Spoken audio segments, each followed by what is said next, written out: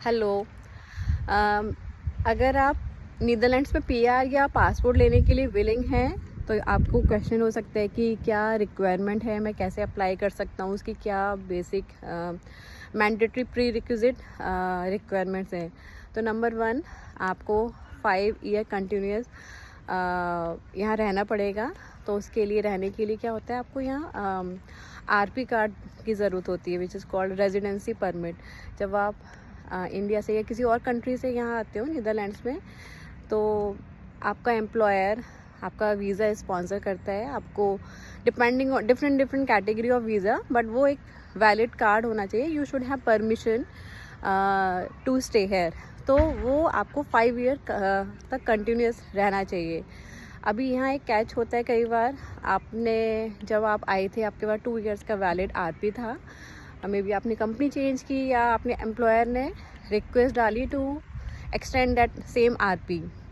तो यहाँ एक आईएनडी डिपार्टमेंट है गवर्नमेंट का, they are responsible to extend your visas expats का। तो just you have to make sure उसमें जो आपकी रिक्वेस्ट गई है उसमें there should not be even a single day gap. अगर ऐसा है तो आपका वो जो रीसेट काउंटर है रीसेट हो जाएगा। तो you just have to be very careful about this. कुछ लोगों को कभी इश्यूज आते हैं, तो I would say if you are willing to get PR और पासपोर्ट, ये चीज़ इस चीज़ के लिए माइंडफुल रहना। दूसरा है in working to Dutch society, क्योंकि नीदरलैंड्स में Dutch is the national language. यहाँ सब लोग, जैसे हमारे इंडिया में हिंदी या और लैंग्वेजेस हैं, तो यहाँ डच बोलते हैं लोग सारे। गवर्नमेंट में सब लोग डच में बात करते हैं और मेनली जो नेटिव लैंग्वेज है यहाँ की डच है। तो आपको डच में एग्ज़ाम्स देने होते हैं, टोटल 6 हैं। तो पहले उसका लेवल A2 था। A1 is basic, A2 is more than basic और B1। पहले मेरे टाइम पे A2 था जब मैं आई थी, बट अभी जो लोग नए आ रहे हैं यहाँ B1 कर दिया, which is more tough than earlier language A1 A2 से ज़्यादा। तो उसमें क्या होता है, आपको 6 टाइप के एग्ज़ाम्स देने होते हैं। एक होता है रीडिंग, एक लिसनिंग, स्पीकिंग, राइटिंग, और 4th होता है नो योर डच सोसाइटी।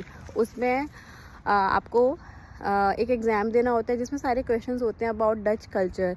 यहाँ एजुकेशन सिस्टम कैसे काम करता है, इंश्योरेंस कैसे काम करता है, टैक्स, हेल्थ डिपार्टमेंट कैसे काम करता है, यहाँ की geography, history, everything will be covered in that, so that you can integrate very well with Dutch society अगर आप यहाँ का पासपोर्ट या पीआर लेने के लिए एम करते हो। And 6th one is that is mostly यहाँ के सोसाइटी में काम करने के लिए होता है। If you are coming here on work visa तो आपको वो एग्ज़ाम देना नहीं पड़ेगा। And there is one site IND में जाके डूओ करके एक साइट है, DUO, वहाँ वो 5 जब आप बुक करते हो एग्ज़ाम 5-6 कैटेगरीज आती हैं जो मैंने बताई।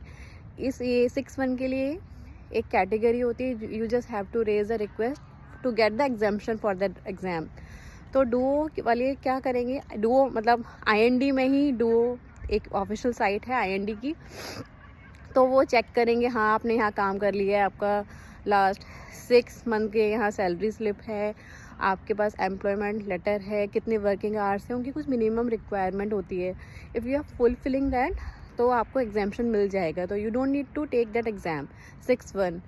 तो ये 6 एग्ज़ाम का कलेक्टिव जब ये सारे पास हो जाते हैं तो you will get a diploma.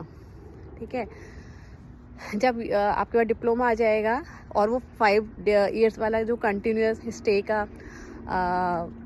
एक रिक्वायरमेंट है वो मीट हो जाएगा, उसके बाद you can apply for PR के लिए जब आप अप्लाई करते हो और आने के जब पीआर आपको मिलता है उसमें 2 मंथ्स का टाइम लगता है, जस्ट लाइक आरपी। और पासपोर्ट के लिए दैट व्हेन यू अप्लाई खम्मनते या म्यूनसिपलिटी को बोलते हैं, खम्मनते में अप्लाई करते हो तो उसका जो टाइम ड्यूरेशन है that is for 8 to 9 months. PR के लिए आप आईएनडी की साइट पे जहाँ आरपी करते हो वहाँ अप्लाई करोगे, बट पासपोर्ट के लिए खम्मनते जो भी आपकी लोकल खम्मनते होगी वहाँ अप्लाई करोगे।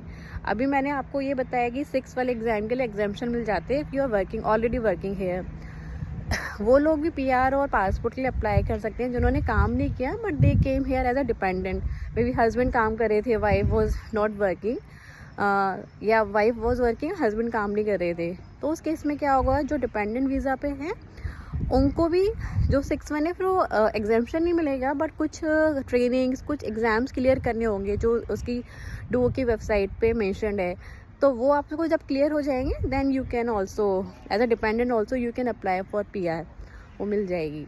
इससे रिलेटेड अगर कोई भी क्वेश्चन है, I might be help, please let me know in comments.